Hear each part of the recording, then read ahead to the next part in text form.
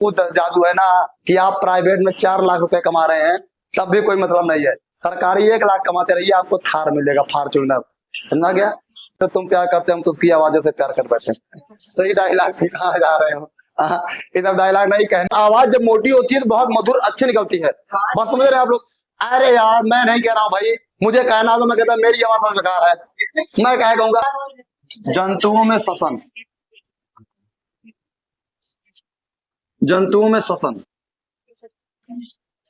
ध्यान दीजिए। जंतुओं में श्वसन क्या है?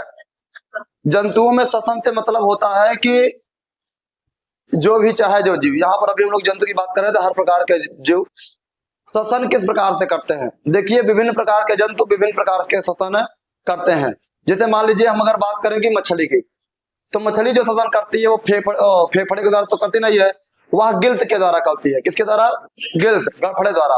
और केचुआ श्वसन कैसे करता है? त्वचा के द्वारा। अब बात करते हैं मेढक की, तो मेढक कैसे श्वसन करता है? त्वचा के द्वारा और गिल्स के द्वारा वो भी करता है। ठीक है ना? इसी प्रकार से हर जंतुओं में अलग अलग प्रकार क्या होते हैं? श्वसन होते हैं। तो लिखो विभिन्न प्रकार के जंतु, विभिन्न प्रकार के जंतु,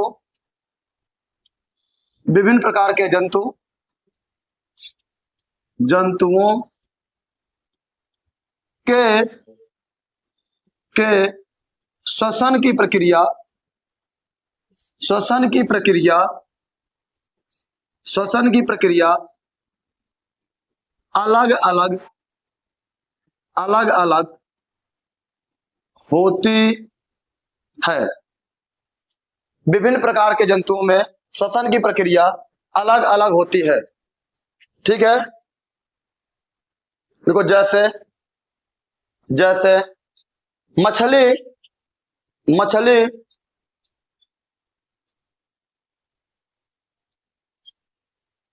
जैसे मछली गिल्स द्वारा, गिल्स द्वारा, मछली, मछली गिल्स द्वारा, गलफड़े द्वारा, गलफड़े इसको गिल्स भी कहते हैं, गिल्स द्वारा श्वसन करती है, गिल्स द्वारा श्वसन करती है। केचुआ, केचुआ त्वचा द्वारा, केचुआ त्वचा द्वारा, त्वचा द्वारा श्वसन करता है। मेढक, मेढक त्वचा और गिल्स,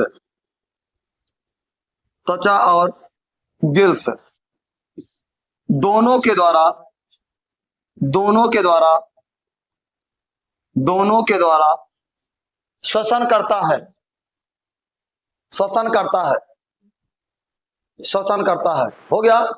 बस बस बस इतना ही। आप लोग 2-3 टॉपिक बहुत है आपके लिए, इतना बहुत जरूरी नहीं है। ध्यान दीजिए। अब मैं आप लोग को थोड़ा सा यहाँ पर कुछ बता देता हूं कि यहाँ पर देखिए विभिन्न प्रकार के जंतु हैं और सब में श्वसन की प्रक्रिया अलग अलग होती है।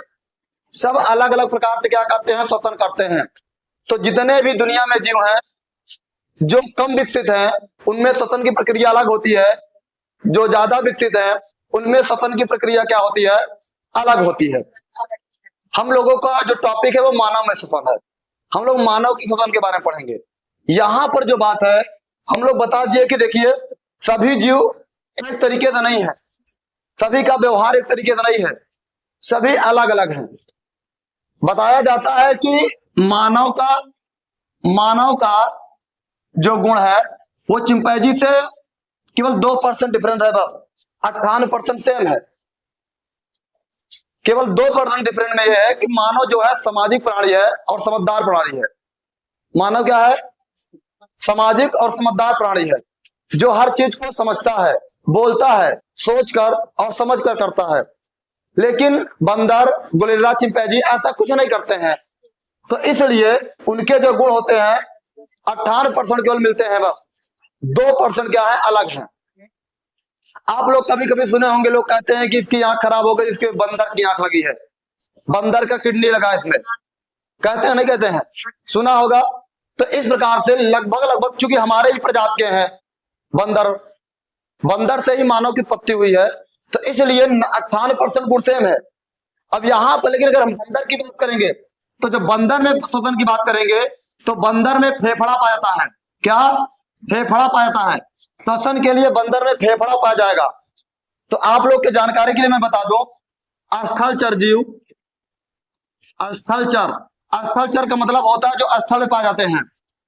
और स्थलचर में जो वर्टिब्रेट जीव होते हैं, वर्टिब्रेट, और वर्टिब्रेट का मतलब मैं बताऊंगा आपको, तो जिसमें अगर साधारण भाषा में तो वर्टिब्रेट का मतलब होता है जिसमें रीढ़ की हड्डी पाई जाती है, बैकबोन। ऐसे जंतुओं को क्या कहते हैं? फेफड़े द्वारा श्वसन करते हैं।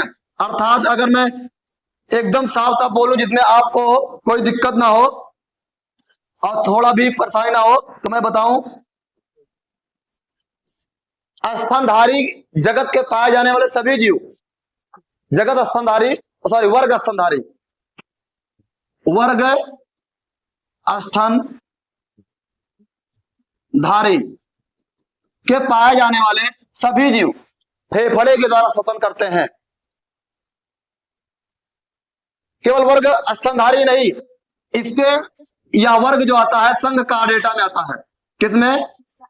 संघ कार्डेटा में आता है। तो संघ कार्डेटा जो है, जब जंतुओं का विभाजन वर्गीकरण करते हैं तो प्रोटोजोआ से लेकर के कार्डेटा तक जब हम लोग आते हैं तो 10 वर्गों में बांटा गया है। इसमें से सबसे जटिल और सबसे विकसित जो वर्ग है, जो जगत है, वो जगत है संघ कार्डेटा। संघ कार्डेटा को सबसे विकसित माना गया है। इसमें हर चीज विकसित होता है। और संघ कार्डेटा में आते हैं कौन कौन? वर्ग पक्षी, वर्ग पक्षी, वर्ग सरीसृप, सरीसृप, हाँ हो गया सरीसृप, वर्ग स्तनधारी, वर्ग स्तनधारी, ठीक है ना। इसी में और भी आपके वर्ग आते हैं, लेकिन हमारा जो मूल है हमको केवल ध्यान देना है इस पे, हम अपने टॉपिक से ना भटके, इसलिए हमको केवल समझाना है। तो इन वर्गों को रखा गया है, इनमें फेफड़े के द्वारा श्वसन होता है। तो जब भी आपसे कोई सवाल पूछा जाए कि मनुष्य के श्वसन का मुख्य अंग कौन सा है, तो आप क्या बताओगे? फेफड़ा होता है, ठीक है ना। तो हम लोग आगे बढ़ते हैं और लिखना शुरू करते हैं। तो चलिए लिखिए, अब हेडिंग डालिए, चूंकि हम बता चुके हैं। अब लिखिए मानव में श्वसन, मानव में श्वसन, ह्यूमन रिस्पायरेशन, ह्यूमन रिस्पायरेशन, मानव में श्वसन, मानव में श्वसन।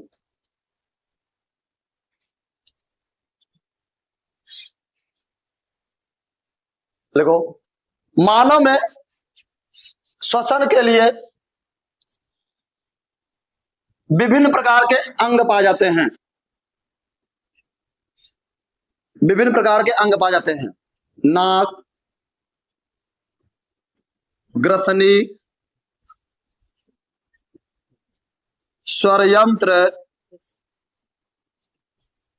श्वसनी, श्वसनी या श्वास नली को कहते हैं, श्वास नली अंग पाए जाते हैं। यहां लिख रहा हूं, देखो ये फेफड़ा, फेफड़ा, नोज, फायरिंग्स,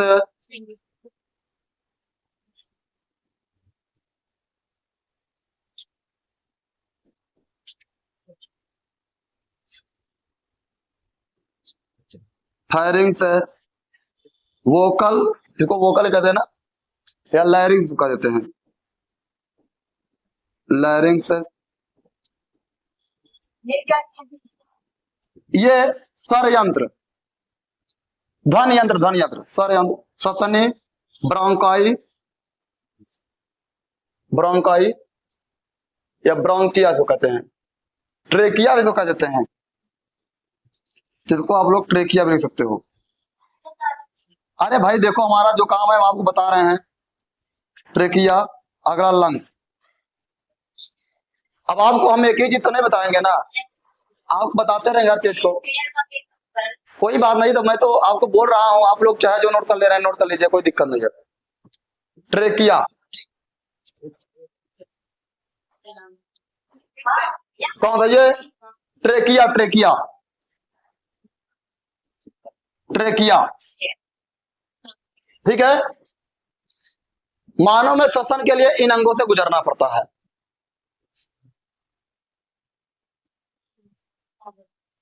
चलो मैं आपको समझाने का प्रयास करता हूं, आप लोग समझने का प्रयास कीजिएगा, ठीक है।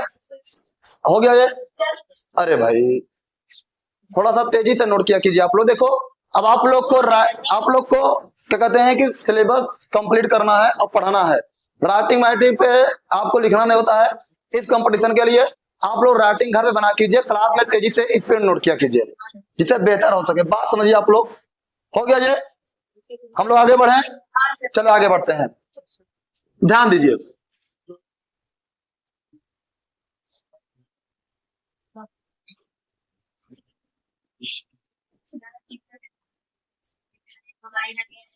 आप लोग ऐसे बना लीजिएगा।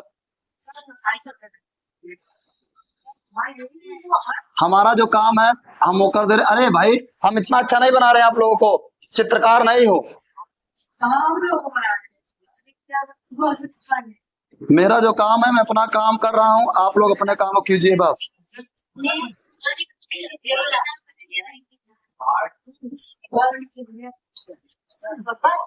ध्यान दीजिए, यहां से इधर देखिए, यहां से हमारा श्वसन तंत्र शुरू होता है।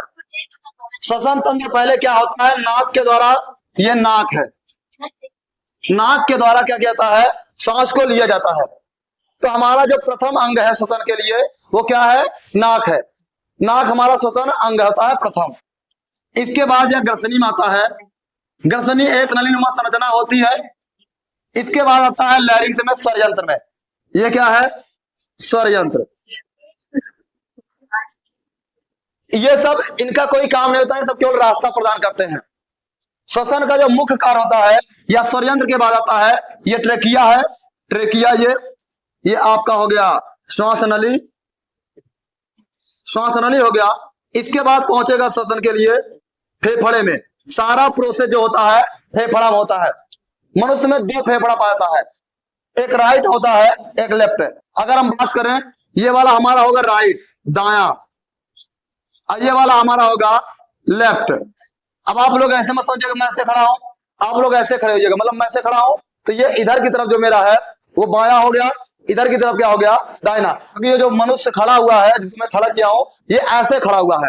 बात समझ रहे आप लोग? तो यहां पर ऐसे खड़ा है।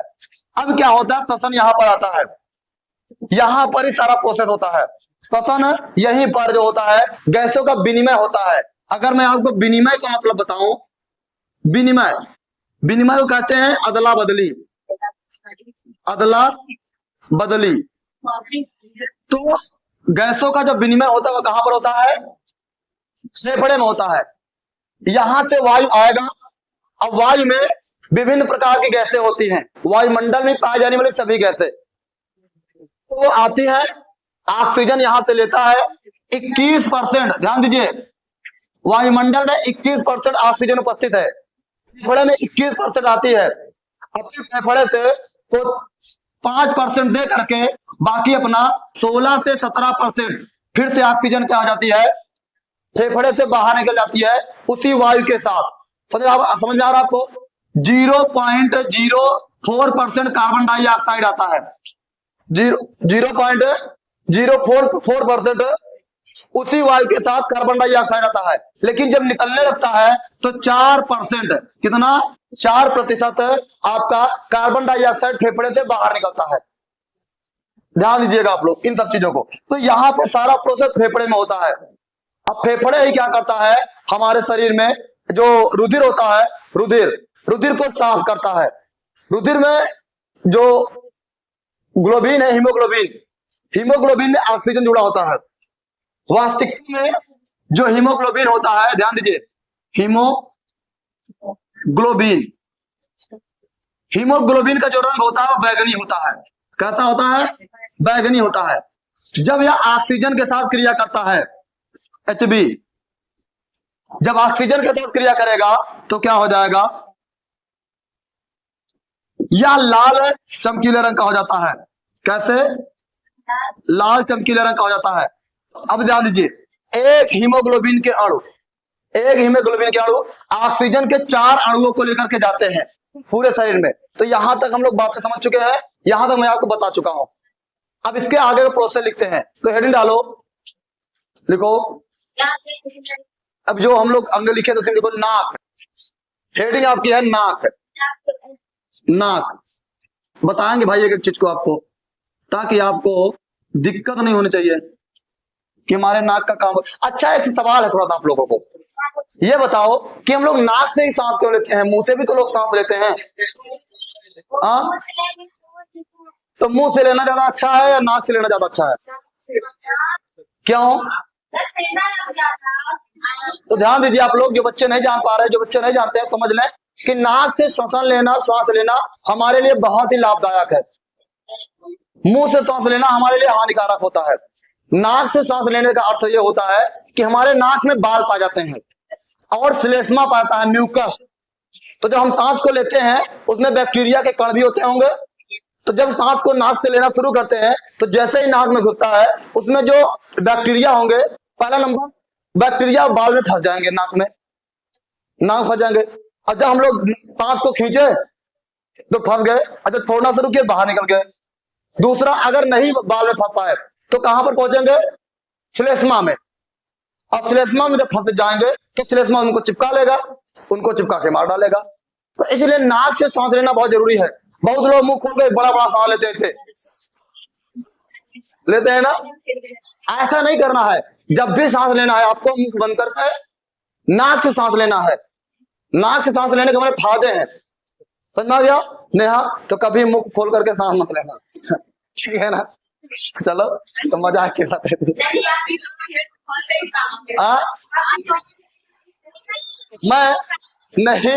मैं पता है, मैं मुख नहीं, मैं तो बैक्टीरिया के डर के मारा कोई कुछ न कुछ ओढ़ करके सोता हूँ ताकि बैक्टीरिया जाए ना।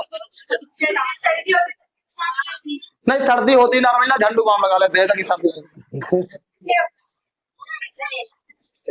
चलो लिखो, देखो नाक है, नाक है। हाँ, मनुष्य के श्वसन का पहला अंग होता है।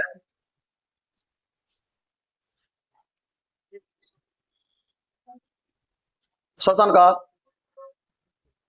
अंग होता है। मनुष्य सांस को इसी से लेता है।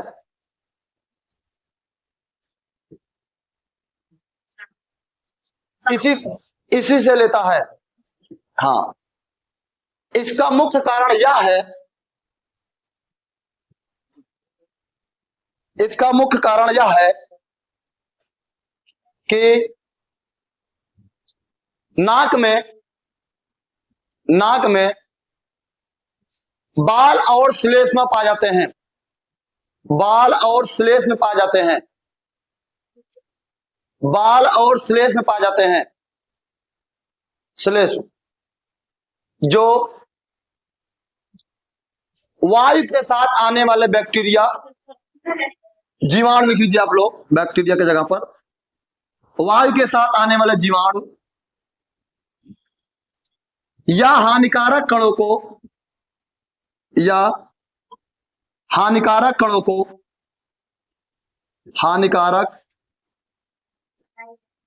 हानिकारक कणों को रोक लेते हैं। केवल वायु ही अंदर जा पाता है। अंदर जा पाता है। तो कोई दिक्कत किसी को समझने में? अगर कोई परेशानी है बता दीजिए। आगे लिखो ग्रसनी।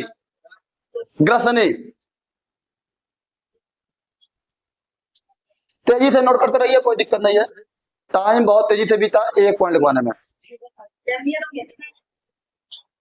अगर पूजा हम लोग टाइम रोक दिए होते तो हम बचपन में, अभी तक हमारे बड़े नहीं होते, हम बचपन में रह जाते हैं। लिखो बच्चे, आगे लिखो। लिखो ग्रसनी। यह श्वसन और पाचन दोनों में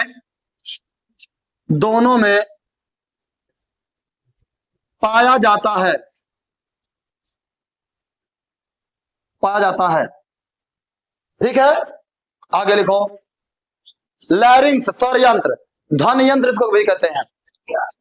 हाँ, स्वर यंत्र भैया ये लिख दिया मैंने, स्वर यंत्र लैरिंक्स, इसको ध्वनि यंत्र भी कहते हैं, ध्वनि यंत्र, इसको ध्वनि यंत्र भी कहते हैं। ध्यान दीजिए, हम लोग जो बोलते हैं, जब हम लोग बोलते हैं हमारी जो आवाज निकलती है वो यहीं से निकलती है। अब बहुत लोग जो होते हैं बोल नहीं पाते हैं, इसका मतलब ये होता है उनके इस ध्वनि यंत्र में डिसऑर्डर होता है, कोई कमी होती है। डिसऑर्डर मतलब क्या होता है? कोई कमी, उस कमी की वजह से बोल नहीं पाते हैं जो लोग गूंगे होते हैं। और जिसका अच्छा होता है वो बोल लेता है। कुछ लोग तोतले होके बोलते हैं, जानते हैं, जैसे मान लो हम ही लोग कभी बोल रहे होते हैं, सांस ले रहे हैं या पानी पी रहे होते हैं, उस समय साफ आवाज नहीं बोल पाते हैं। इसका मतलब होता है कि वह पानी ध्वनि यंत्र तक पहुंचा हुआ है, अभी उसको क्रॉस नहीं किया हुआ है, क्योंकि हम बोल नहीं पाएंगे। भाई इलाज क्या होगा बताओ? क्या करोगे? उसको काट के निकाल दोगे? उसका ऑपरेशन करोगे? नहीं सकता है। अगर इसका इलाज होता, बहुत गूंगे पड़े हैं, सबका इलाज होता, कौन चाहता कि हमारा बच्चा गूंगा हो? ठीक है ना, जरूर इलाज कोई ना कोई होगा। इसके बारे में बहुत ज्यादा जानकारी नहीं है, मतलब लैरिंक्स के बारे में। लो तुम लोग भाई सीधे मतलब तो मतलब चलो ठीक है, आगे लिखो। यह ध्वनि का निर्माण करता है, ध्वनि का निर्माण करता है, ध्वनि का निर्माण करता है। देखो स्वर यंत्र के खराब हो जाने पर, स्वर यंत्र के खराब हो जाने पर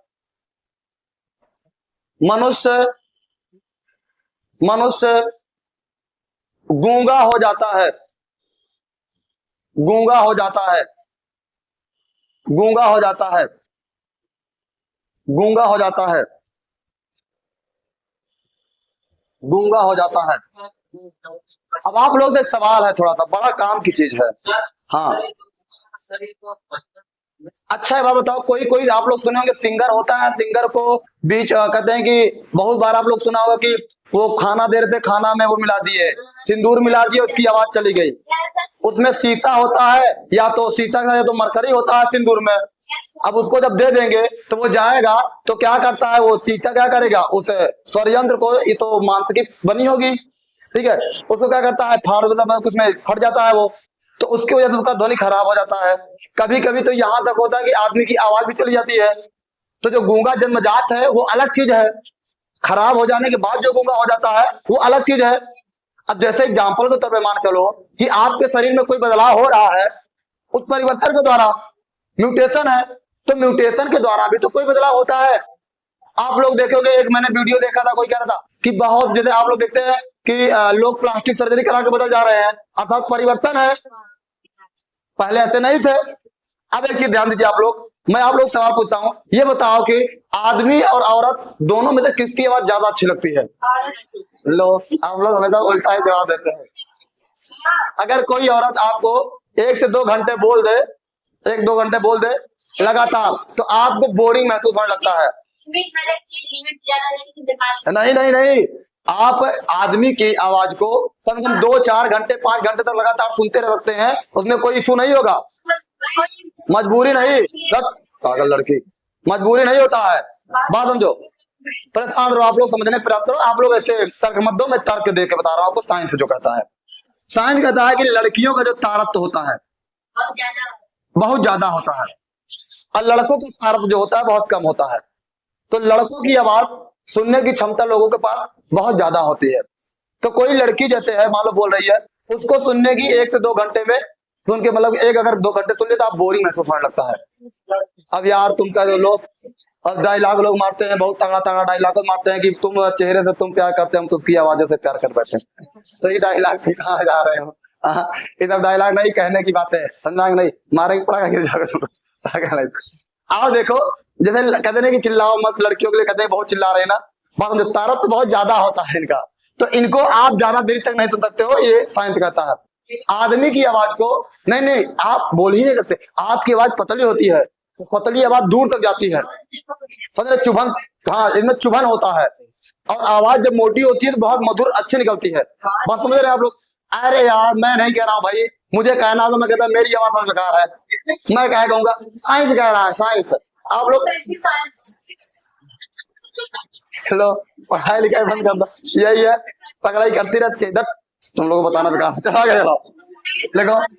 हेलो, अब शांत रहो, फिर अब मेरी सुनो, अब मत बोलना नहीं, मार के गिरा देंगे तुमको, ठीक ना, अब दोबारा पकड़े तुम मत करना, एक पैसे करी तुमको मारे के भगा दे क्लास से, ठीक है ना, चुप रहो, अब तुम मत बोलो, शांत एकदम, डिस्टर्ब मत करो, अब कोई मत बोलना, मैं जो बोल रहा हूँ उसको सुनो।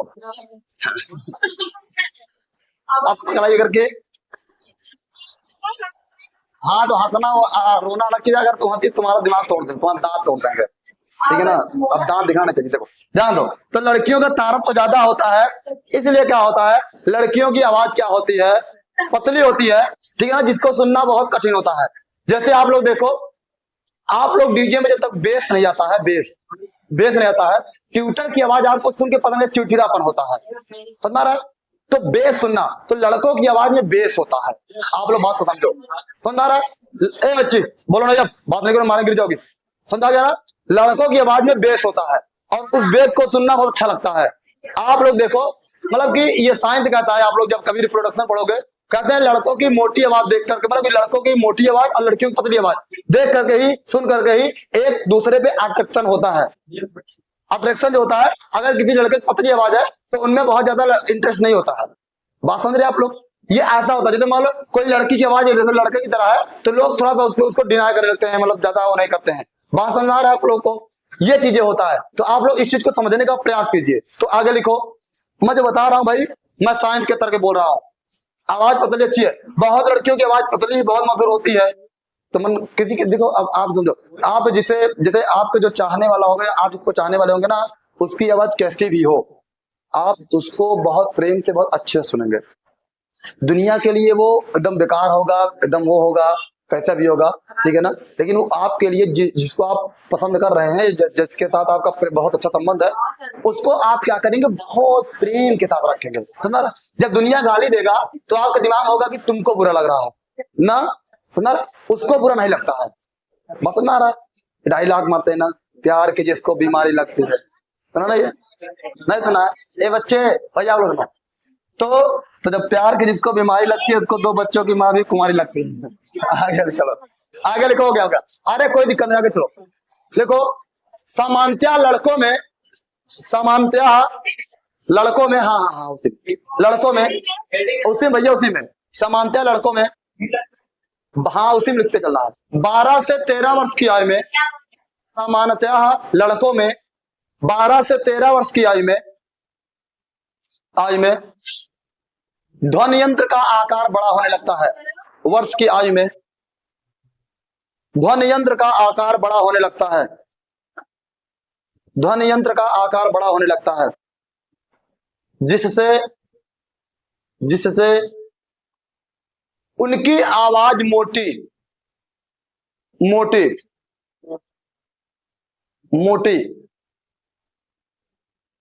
होती है।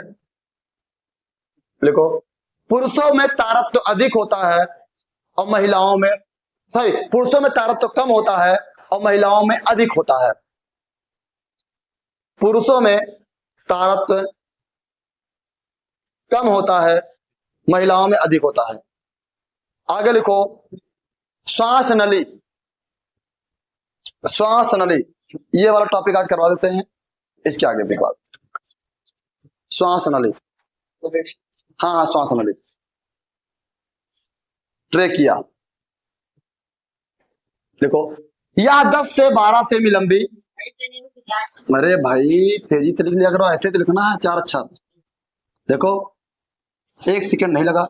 लो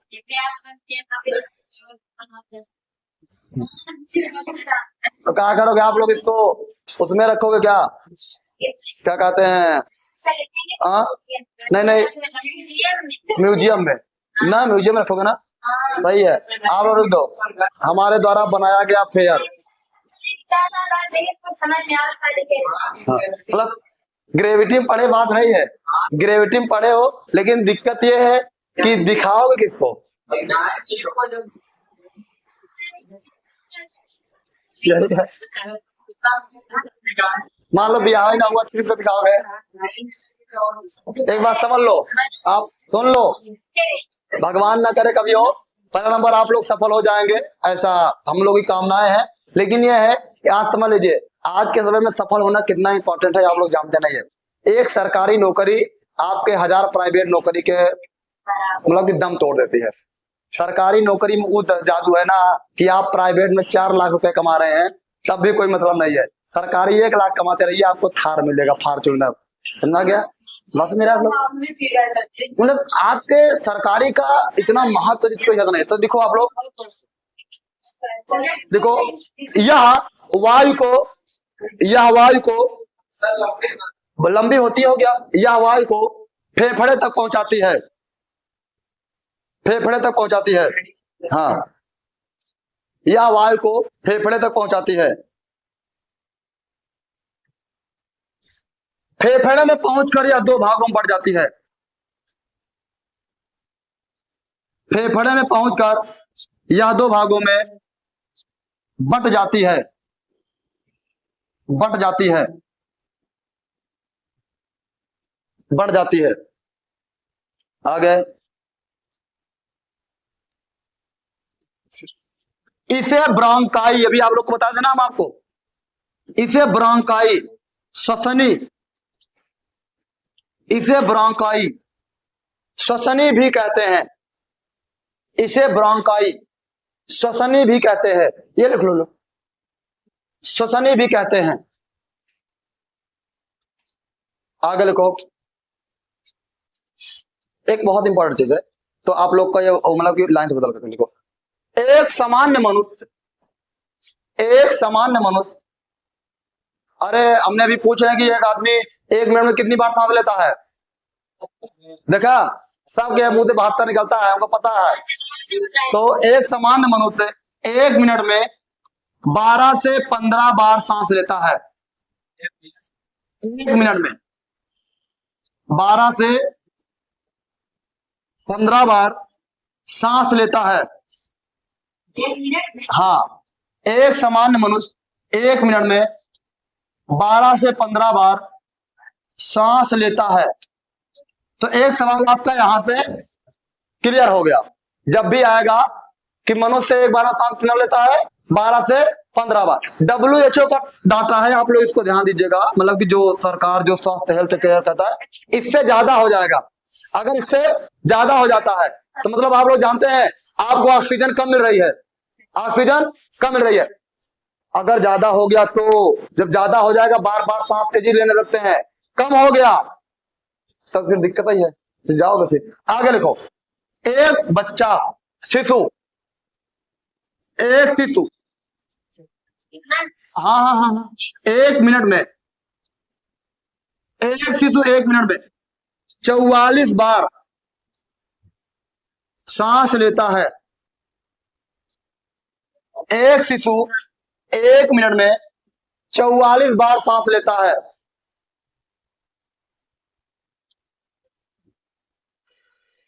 यहीं पर छोड़ के जा रहा हूं, कल आप लोग से सवाल होगा कि एक मनुष्य 12 ही बार सांस क्यों लेता है और शिशु 44 बार सांस क्यों लेता है, क्या कारण है, इसके बारे में कल आप लोग से पूछेंगे, आप लोग बताएंगे। ढूंढ लीजिएगा, गूगल जो भी करना हो कर लीजिएगा, अच्छे से लिख लो कि मनुष्य 12 बार लेता है, 12 से 15 बार, तो शिशु 44 बार क्यों लेता है, लिख लो। और कल आप लोग से सवाल यही पूछा जाएगा। तो कमेंट बॉक्स में वीडियो में कमेंट भी करना आप लोग।